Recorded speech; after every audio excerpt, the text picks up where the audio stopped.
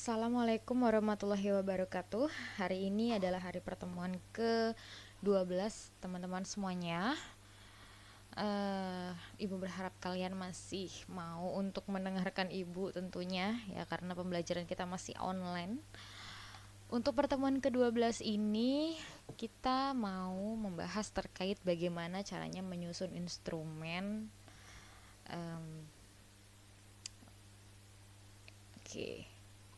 Yang pertama yang akan dibahas adalah hal-hal yang berpengaruh ya terhadap kualitas data hasil penelitian.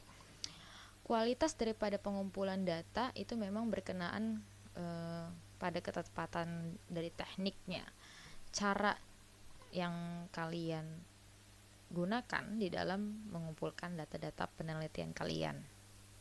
Nah, ketika kayak kemarin itu memang ada beberapa mahasiswa Ibu di mata kuliah lain ya, ini benar-benar kita melakukan penelitian. Ketika penelitiannya menggunakan memang harus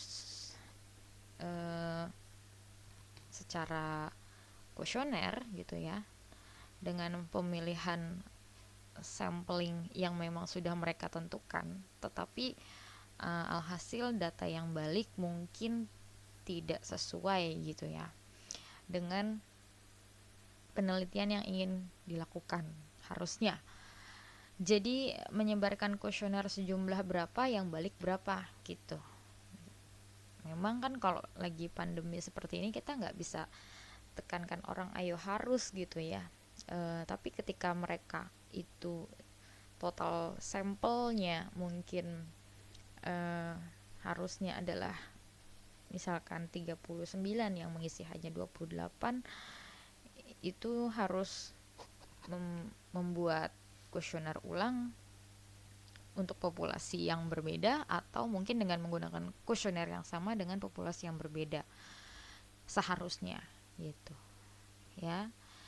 Jadi memang pada saat pengumpulan data masalah-masalah seperti itu kadang suka memang terjadi gitu. Jadi memang kita harus benar-benar harus tahu bagaimana konsekuensinya. Memang kalau di zaman pandemi ini mengumpulkan data itu tidak semudah itu. Nah, kemudian untuk dalam instrumen penelitian itu memang kan kita udah pernah bahas ya terkait dengan instrumennya atau kuesionernya atau apapun yang ingin diwawancarai lah ya, itu datanya harus valid. Kemudian indeks kesukarannya ketika instrumennya diisi oleh orang lain bagaimana ya, apakah orang karena saking sulitnya orang jadi bingung, ambigu sifatnya, atau mungkin tidak tepat dengan daya nalarnya, atau seperti apa, kan macam-macam permasalahan yang terjadi. Nah, kemudian reliabilitas juga menentukan gitu ya, menentukan bagaimana instrumen ini punya kualitas atau enggak di dalam penelitian. Karena kalau tidak reliable, tentunya instrumennya sebenarnya buruk, harus diganti gitu. Pernyataannya harus dibuang atau mungkin diganti dengan yang baru gitu. Jadi memang kita belajar kemarin tentang validitas dan reliabilitas itu untuk penelitian memang sangat penting ya. Nah, untuk pengumpulan data dapat dilakukan dengan yang pertama berbagai setting. Misalkan data dapat kita kumpulkan pada settingan yang alamiah ya, natural setting. Contohnya seperti pada laboratorium kalau misalkan memang menggunakan metodenya eksperimen ya. Ini untuk mahasiswa jurusannya mungkin yang farmasi gitu ya, atau kedokteran hewan dan sebagainya. Kemudian di rumah dengan berbagai responden bisa saja, atau di suatu seminar, diskusi, dan lain-lain banyak hal. Itu. Kemudian yang kedua, bisa dari berbagai sumber ya. Contohnya misalkan di sini sumber primer. Kalau sumber primer yang langsung memberikan data kepada pengumpul data. Nah, kalau misalkan kalian meminta data yang udah jadi, itu namanya sumber primer, atau biasa kita sebut dengan data primer. Data yang udah jadi kayak kita misalkan data berapa jumlah masyarakat wanita dan pria di Jakarta, ya kalian bisa minta sama Badan Pusat Statistik, atau kalian bisa ngedownload di www.statistikanya BPS gitu. Kemudian sumber sekunder, sumber yang tidak langsung memberikan data pada pengumpul, biasanya memang harus kita tanyakan gitu ya, harus melalui orang lain tentunya, atau melalui dokumen. Nah, itu sumber data-data yang sekunder. Terus bagaimana cara atau teknik pengumpulan datanya? Teknik pengumpulan data bisa dilakukan dengan mungkin interview atau wawancara. Kemudian kuesioner atau angket, dan observasi, serta mungkin gabungan ketiganya. Makanya lagi waktu itu pernah ada yang tanya, Bu, kalau misalkan saya dalam suatu penelitian mau kuesioner juga dan wawancara juga, boleh atau tidak? Boleh ya. Untuk memastikannya bisa dengan wawancara. Jadi kalau misalkan memang ingin lebih dalam lagi, tentunya menggunakan deep interview gitu. Terus harus sebar angket, tapi harus observasi ruangannya, harus observasi gedungnya segala macam, boleh ya, terkait misalkan dengan bagaimana pengembangan suatu sekolahan atau pengembangan suatu perusahaan, strategi apa yang harus diambil, observasi dulu ruangannya bagaimana, observasi dulu fasilitasnya, itu kan termasuk observasi. Dan mungkin harus wawancara para petingginya dan sebagainya, atau kuesioner. Nah, boleh dengan seperti itu. Jadi tidak harus hanya satu saja yang dapat digunakan ya. Itu. Kemudian langkah-langkah penyusunan instrumen. Instrumen yang akan dipergunakan atau dipakai oleh seorang peneliti untuk mengumpulkan data dalam sebuah penelitian harus dapat menampung data yang dibutuhkan di dalam analisis ya. Data-data apa saja yang dibutuhkan itu tergantung daripada judulnya masing-masing dalam sebuah penelitian tentunya. Nah, yang pertama, bagaimana caranya? Kita tentuin dulu variabel-variabel yang terpakai di dalam penelitiannya kita. Ya, variabel ini tercermin di dalam judul penelitiannya. Nah, Ibu bilang tadi, ya. Judul penelitian itu penting banget. Ya, kalau misalkan memang kita membahasnya terkait dengan turnover karyawan atau mungkin kompensasi karyawan, nah itu kan variabel. Ya, bagaimana performance-nya. Nah, jadi bisa kita lihat gitu ya, untuk ke selanjutnya ini yang akan kita jadikan patokan variabel-variabel ini. Nah, di dalam variabel-variabel ini mungkinkah ada subvariabel? Bisa saja, tergantung kalian yang mau kalian teliti sebanyak apa ataupun apa saja di dalam performance, misalkan yang kalian pengen teliti kualitasnya kayak gitu ya, apa mungkin kuantitas atau mungkin penampilannya dan macam-macam sebagainya, produktivitasnya ya. Nah, kemudian kita bisa menjabarkan indikatornya untuk menentukan atau mengukur kinerja seseorang, atau mungkin kompensasi seseorang, atau mungkin turnover karyawan bagaimana gitu. Kita jabarkan indikatornya seperti apa untuk menjadi deskriptornya gitu. Ini harus banyak baca jurnal penelitian plus Mungkin kalau ada yang di kampusnya ada tesis-tesis atau TA ataupun skripsi, itu banyak baca, karena dengan banyak baca kalian akan melihat dengan jelas gitu ya indikator-indikatornya tuh apa aja, bisa tahu. Dan banyak baca juga buku-buku yang berkaitan dengan variabel kalian, biasanya suka ada. Bahkan ibu untuk benar-benar mengetahui dimensinya atau subvariabelnya atau indikatornya harus karena kalau kita cuman membaca salah satu buku aja ya, teori yang kita punya itu nggak kuat gitu. Apakah dari teori-teori buku-buku lain juga sama atau mungkin ada yang berbeda gitu. Jadi kita harus bisa membandingkan juga. Nah, dan yang mana yang kira-kira nanti kita akan ambil di dalam penelitian seperti itu. Setelah ini ya, jika deskriptor masih dapat dibagi lagi menjadi komponen terkecil, maka komponen ini dijadikan sebagai butir-butir pertanyaan dan deskriptor dapat dipergunakan langsung sebagai butir pertanyaannya. Setelah itu membuat kisi-kisi yang memuat dengan variabel, subvariabel atau dimensi, indikator, deskriptor, dan nomor item. Jadi kalian bikin seperti tabel gitu ya, mulai dari variabelnya apa, dimensinya apa gitu, terus kira-kira indikatornya apa saja, deskriptornya bagaimana, baru kita membuat pertanyaan yang disusun sesuai dengan deskriptor atau indikatornya mungkin. Nah, kemudian setelah itu seluruh daripada butir pertanyaan yang udah kalian tentukan, kemudian kalian tulis ya di dalam kisi-kisi tersebut atau tabel-tabel yang udah dibikin, dibuatlah lembaran instrumen seperti angket, kuesioner. Angket yang baik dibuat memang seinformatif mungkin. Kalau misalkan ada sebuah angket tanpa adanya petunjuk bagaimana mengisi angket tersebut, tentu bagi orang yang ingin mengisinya akan kebingungan gitu ya.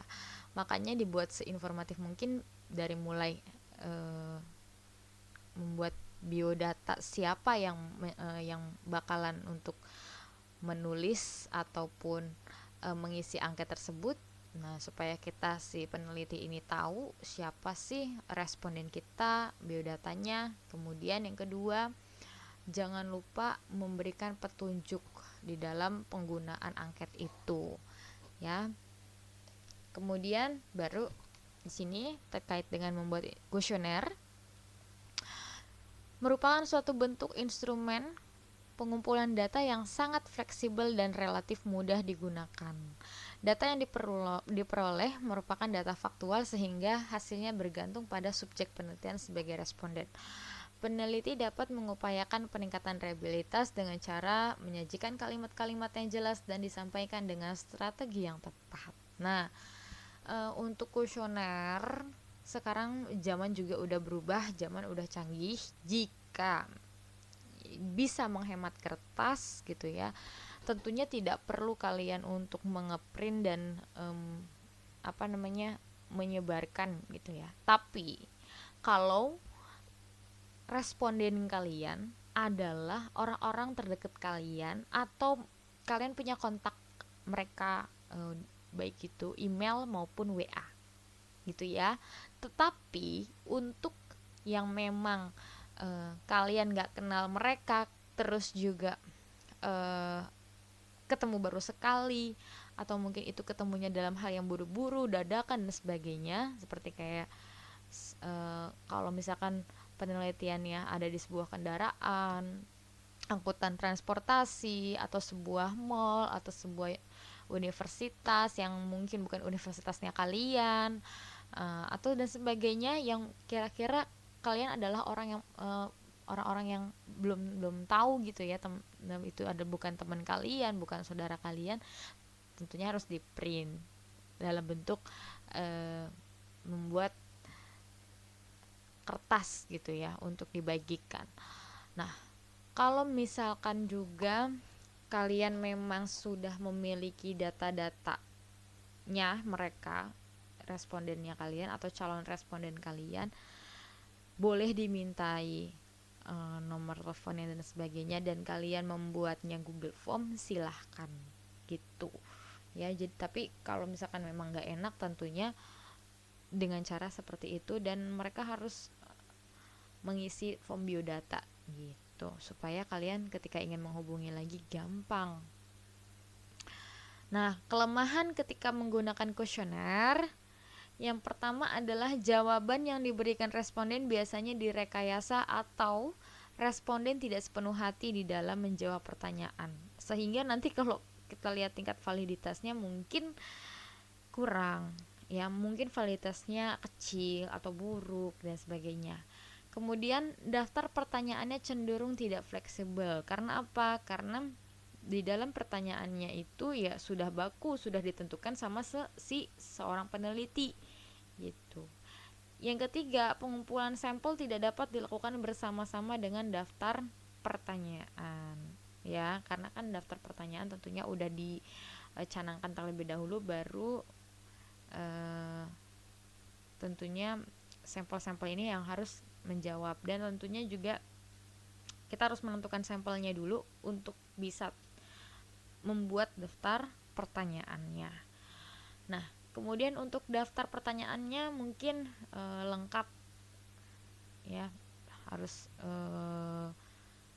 lengkap, atau mungkin kalau ketika membuatnya mungkin harus sulit gitu. Memang sulit untuk kita membuat sebuah pertanyaan yang harus mengacu kepada variabel. Nah, dan banyak orang kebingungan membuat daftar pertanyaan tersebut atau kuesionernya ya. Cara bertanyanya bagaimana, itu sih yang memang ibu pertama kali penelitian itu ibu juga bingung bagaimana ibu bisa membuat daftar pertanyaan. Nah, tapi balik lagi, kita ini teknologi kan udah canggih, bisa lihat juga dalam Google ya, atau mungkin di belakang skripsi ataupun TA biasanya mereka kan suka membuat daftar pertanyaannya itu kuesioner sebagai lampiran. Nah, makanya dari itu ketika sebuah penelitian menggunakan kuesioner, makanya harus dilampirkan kan, supaya nanti ketika ada yang membaca bisa memahami dan bisa mengetahui kira-kira daftar pertanyaannya apaan aja sih yang ditanyain ke responden, untuk sebagai bahan pembelajaran berikutnya. Bisa lihat-lihat dari situ juga. Nah, kemudian dalam membuat kuesioner ada beberapa hal yang harus diperhatikan. Nah, komponen yang harus diperhatikan ini adalah yang pertama, komponen intinya adanya subjek, yaitu siapa? Individu atau lembaga yang melaksanakan riset ini atau penelitian ini. Ya, kalau nggak ada individu atau lembaga, ya siapa yang mau melaksanakan gitu kan. Yang kedua ada ajakan, ya jadi dari peneliti ini ya untuk turut serta aktif mengisi kuesioner tersebut secara objektif ya, pertanyaan maupun pernyataan yang disediakan di dalam kuesioner. Yang ketiga adanya petunjuk, yang tadi Ibu bilang petunjuk pengisian kuesioner, di mana petunjuk yang tersedia harus mudah dimengerti. Yang keempat adanya pertanyaan maupun pernyataan dan tempat mengisi jawaban baik secara tertutup, semi tertutup atau terbuka di dalam membuat pertanyaan ini. Jangan lupa memberikan isian untuk identitas responden. Nah, tujuan daripada kuesioner sebagai kertas kerja ya. Yang pertama, kuesioner bertujuan untuk mengumpulkan data yang akan dipakai untuk menghasilkan informasi tertentu. Yang kedua, untuk satu aplikasi riset bisa ya, yang bisa saja mungkin membutuhkan lebih dari satu bentuk kuesioner dengan informasi yang berbeda ya. Mungkin ada kuesioner khusus untuk variabel yang X-nya semuanya ada, atau mungkin bisa dibedakan terkait dengan hal lain gitu. Nah, Kemudian untuk mengatur kuesioner agar lebih teratur dan terkendali tentunya ya, setiap kuesioner perlu dicantumkan kode kuesioner beserta dari penanggung jawab kuesioner tersebut siapa. Untuk jenis-jenis kuesioner, jenis kuesioner ditentukan memang oleh metode penelitian yang digunakan gitu. Untuk penelitian yang kualitatif ya, informasi yang ingin didapatkan mayoritas adalah informasi yang lebih mendalam, sehingga kuesioner yang diperlukan adalah kuesioner yang dapat mengeksplorasi jawaban responden. Ini termasuk ke jenis kuesioner yang terbuka ya. Jadi kuesioner memang disusun supaya orang-orang yang mengisinya dapat memberikan jawaban yang sesuai dengan pemikirannya gitu. Itu kalau kuesioner yang memang untuk kualitatif. Tapi kalau yang kuantitatif, informasi yang ingin didapatkan mayoritasnya terkait dengan informasi yang menyebar, sehingga jumlah responden yang dibutuhkan besar dan pertanyaan-pertanyaan dalam kuesioner dirancang agar cepat dan mudah dijawab oleh responden. Biasanya seperti kuesioner yang tertutup, yang dimana responden ini memang nggak bisa mengeksplorasi jawaban lagi gitu ya. Jadi udah ada pertanyaannya, tinggal betul atau salah aja, atau udah dikasih skala Likert dari yang baik sekali, baik, buruk atau gitu ya, cukup. Nah segala macamnya pokoknya biar si responden ini mempermudah. Jadi kita fokus kepada berapa total angka yang nanti akan didapatkan oleh setiap butir pertanyaannya gitu loh. Itu yang penelitian kuantitatif. Untuk jenis pertanyaan, jenis pertanyaan yang ada di dalam variabel kuesioner ini memang sangat bergantung pada variabel-variabel yang hendak diukur di dalam penelitian ya, yang ibu bilang tadi. Makanya kita perlu bikin kisi-kisi itu supaya ketika mau buat item atau pertanyaan bisa melihat dari variabel-variabel itu. Kemudian jenis pertanyaan juga sangat dipengaruhi oleh jenis metode penelitian yang digunakan ya, yang tadi. Untuk penelitian kualitatif, maka lebih banyak pertanyaan-pertanyaan terbuka, bahkan hampir semua open question. Nah, yang tadi Ibu bilang, untuk penelitian yang sifatnya kuantitatif, maka lebih banyak pertanyaan yang tertutup atau bisa gabungan dari terbuka ke tertutup. Tapi lebih banyak yang tertutup ya untuk kuantitatif. Kemudian tahapan membuat kuesioner. Yang pertama, langkah 1 ini adalah spesifikasikan informasi yang diperlukan. Pastikan semua informasi didapat kan seluruhnya untuk menjawab permasalahan penelitian, tentunya hipotesis, karakteristik tujuan penelitian. Dapatkan target populasinya yang jelas. Berapa populasi yang ada? Jangan kira-kira 1000, kira-kira ternyata hanya ada 100 misalkan kayak gitu ya. Jadi tentukan benar-benar berapa target populasi yang jelas. Nah, langkah yang kedua, tipe metode wawancara.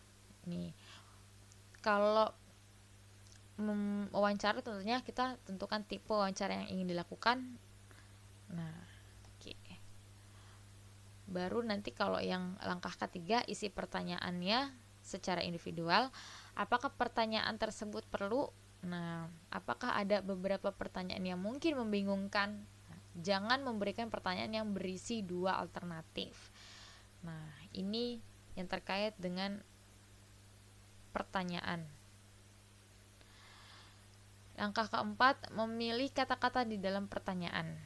Definisikan isu dalam bentuk siapa, apakah, kapan, di mana, dan mengapa. Gunakan kata-kata yang biasa, mudah dipahami oleh responden. Apalagi kalian harus tahu responden kalian itu pendidikannya apakah sarjana gitu ya. Targetnya itu loh ya. Jadi supaya kalian dalam penyusunan untuk kuesioner kepada responden ini enggak terlalu tinggi bahasanya gitu. Karena kalau misalkan kalian menggunakan kata-kata yang terlalu sulit dipahami oleh responden, apalagi responden kalian adalah yang mungkin pendidikannya itu mungkin menengah, atau mungkin yang masih lulusan SMP, atau mungkin anak-anak ya yang menjadi respondennya, tentunya kan akan sulit gitu. Hindari kata-kata yang membingungkan. Biasanya, normalnya, seringnya, selalu, kadang-kadang. Nah, itu memang sulit sih membedakan yang kadang-kadang seperti itu. Hindari pertanyaan dengan kata-kata yang menuntun responden untuk menjawab jawaban tertentu. Hindari alternatif pilihan yang enggak jelas. Hindari asumsi yang tidak jelas dan responden tidak dibolehkan memberikan perkiraan secara umum. Gunakan pernyataan yang positif. Kemudian langkah kelima, tentukan urutan pertanyaannya. Ya, pertanyaan pembuka harus menarik, sederhana dan mudah. Kenapa? Kalau pertanyaan pembukanya udah panjang banget, kemudian sulit dipahami, orang jadi males untuk ke pertanyaan selanjutnya, guys. Ya, 5 pertanyaan di awal itu harus menarik, jelas juga ya, dan mudah bisa dipahamin. Kemudian pertanyaan umum harus diletakkan di muka. Nah, kemudian informasi dasar harus didapatkan di awal, dilanjutkan dengan klasifikasi dan diakhiri dengan identifikasi informasi. Pertanyaan sulit, sensitif, dan kompleks harus diletakkan di akhir. Pertanyaan umum harus mendahului pertanyaan daripada pertanyaan yang khusus. Pertanyaan harus mengikuti urutan logika. Ya, cabang-cabang pertanyaan harus dirancang secara hati-hati untuk mendapatkan semua kemungkinan. Nah, contohnya kayak gini.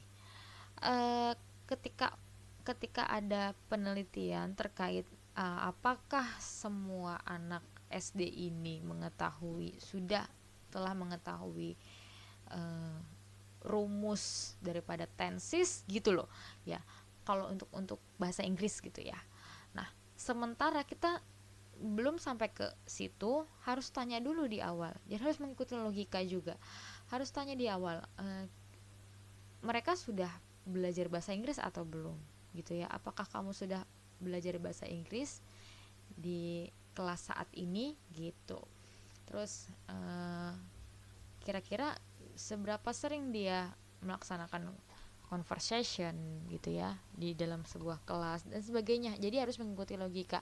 Baru nanti ketika memang kalian pengen tahu mereka bisa tenses atau enggak, ya di pertanyaan selanjutnya. Ya kalau misalkan mereka aja nggak belajar bahasa Inggris dengan baik gitu ya di kelas tersebut, ya tentunya tenses itu belum ada, atau sampai sejauh mana sih mereka belajarnya, kamu harus tahu itu dulu gitu. Contohnya, itu cuma sekedar contoh aja. Begitu juga dengan pertanyaan-pertanyaan yang lainnya. Ya, sesuaikan dengan variabel kalian masing-masing gitu. Langkah ke-6, bentuk dan tampilannya. Pisahkan kuesioner dalam beberapa bagian. Nah, ada yang halaman pertama terkait dengan biodata responden. Nah, yang kedua permohonan atau ikut serta ya, permohonan ikut serta responden di dalam penelitian tersebut, surat gitu bentuknya ya, diharapkan responden ini bisa aktif dan sebagainya bla bla bla. Kemudian baru pertanyaan-pertanyaan yang harus diisi. Nah, pertanyaan dalam setiap bagian harus diberi nomor. Kuesioner harus diberi kode terlebih dahulu. Kuesioner harus diberi nomor secara serial supaya kita tahu mana kuesioner yang belum balik misalkan, atau biar mungkin berurutan sebagainya ya. Jadi biar kita tahu ini responden nomor 1, nomor 2, nomor 3 dan sebagainya. Nah, langkah ke-7, memperbanyak kuesioner. Kuesioner harus mempunyai penampilan yang profesional. Format seperti buku catatan harus digunakan untuk kuesioner yang panjang. Setiap pertanyaan harus diperbanyak dalam satu halaman. Jawaban vertikal dapat digunakan. Kisi-kisi berguna bila ada sejumlah pertanyaan yang berhubungan dengan yang menggunakan himpunan jawaban yang mungkin kira-kira sama. Kecenderungan untuk menjadikan satu pertanyaan untuk memperpendek kuesioner harus dihindari. Nah, arah pengisian harus diletakkan dekat pertanyaan yang diberikan arahan. Nah, itu memang petunjuk itu memang harus ada ya. bagaimana cara pengisiannya dan sebagainya. Nah, jangan sampai orang kebingungan dengan kuesionernya kalian. Nah, langkah ke-8 pretest. Kita uji coba dulu gitu ya. Jadi kita uji coba atau pretest kuesioner harus memang dilakukan. Semua aspek pada kuesioner harus diuji terlebih dahulu, termasuk si pertanyaannya, kata-kata, bentuk dan tampilan, kemudian kesulitan pertanyaan dan instruksinya. Responden yang diberikan uji coba harus responden yang akan disurvei sebenarnya.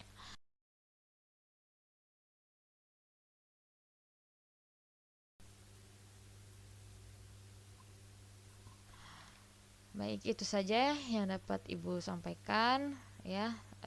Mungkin nanti kalian bisa mencari contoh-contoh instrumen, menyusun instrumen ini kita harus lihat contoh-contohnya ya. Kalian boleh lihat dari Google, disesuaikan dengan variabel yang mungkin kalian ingin bahas di dalam sebuah penelitiannya kalian.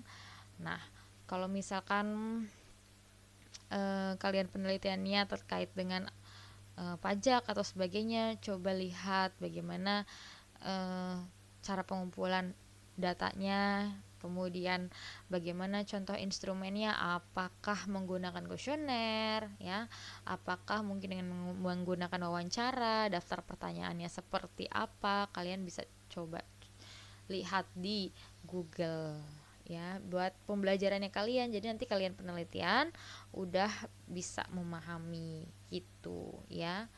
Oke, mungkin itu saja yang dapat Ibu sampaikan. Kurang lebihnya mohon maaf. Wassalamualaikum warahmatullahi wabarakatuh.